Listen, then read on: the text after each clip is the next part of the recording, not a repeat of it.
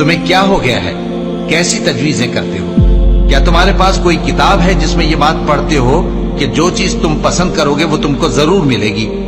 یا تم نے ہم سے قسمیں لے رکھی ہیں جو قیامت کے دن تک چلی جائیں گی کہ جو کچھ تم طے کر لو گے وہ تمہارا ہوگا؟ ان سے پوچھو کہ ان میں سے کون اس کا ذمہ لیتا ہے؟ کیا اس قول میں ان کے کچھ شریک ہیں؟ اگر یہ سچے ہیں تو اپنے شریکوں کو لے آئیں۔ جس دن پنڈلی سے کپڑا اٹھا دیا جائے گا اور کفار سجدے کے لیے بلائے جائیں گے، پھر وہ سجدہ نہ کر سکیں گے۔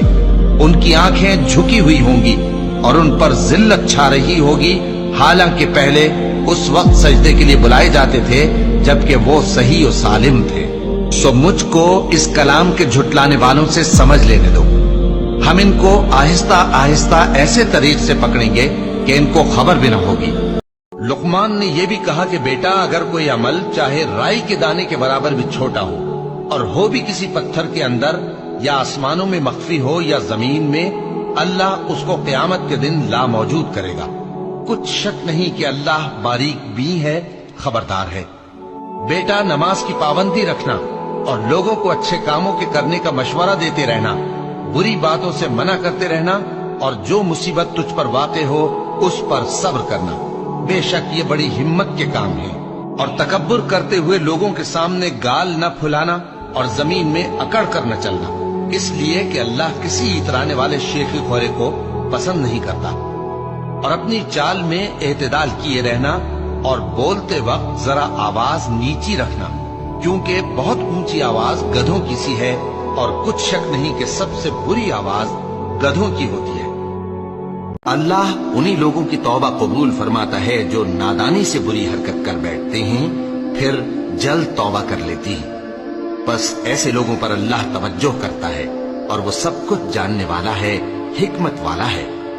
اور ایسے لوگوں کی توبہ قبول نہیں ہوتی جو ساری عمر برے کام کرتے رہیں، یہاں تک کہ جب ان میں سے کسی کی موت آ موجود ہو تو اس وقت کہنے لگے کہ اب میں توبہ کرتا ہوں۔ اور نہ ان کی توبہ قبول ہوتی ہے جو کفر کی حالت میں مرے۔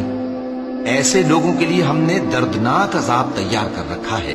یہ قرآن وہ رستہ دکھاتا ہے جو سب سے سیدھا ہے، اور مومنوں کو جو نیک عمل کرتے ہیں بشارت دیتا ہے کہ ان کے لیے اجر عظیم ہے، اور یہ بھی بتاتا ہے کہ جو آخرت پر ایمان نہیں رکھتے ان کے لیے ہم نے دکھ دینے والا عذاب تیار کر رکھا ہے۔ اور انسان جس طرح جلدی سے بھلائی مانگتا ہے اسی طرح برائی مانگتا ہے، اور انسان بڑا جلد باز ہے۔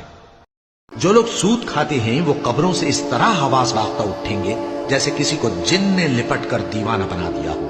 یہ اس لیے کہ وہ کہتے ہیں کہ سودا بیچنا بھی تو نفع کے لحاظ سے ویسا ہی ہے جیسے سود لینا، حالانکہ سودے کو اللہ نے حلال کیا ہے اور سود کو حرام۔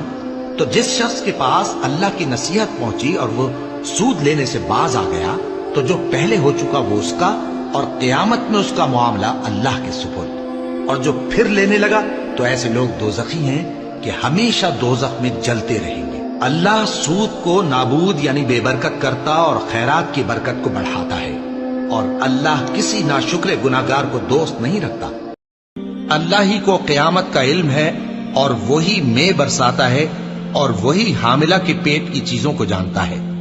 اور کوئی شخص نہیں جانتا کہ وہ کل کیا کام کرے گا، اور کوئی شخص نہیں جانتا کہ کس سرزمین میں اسے موت آئے گی۔ بے شک اللہ ہی جاننے والا ہے اور خبردار ہے۔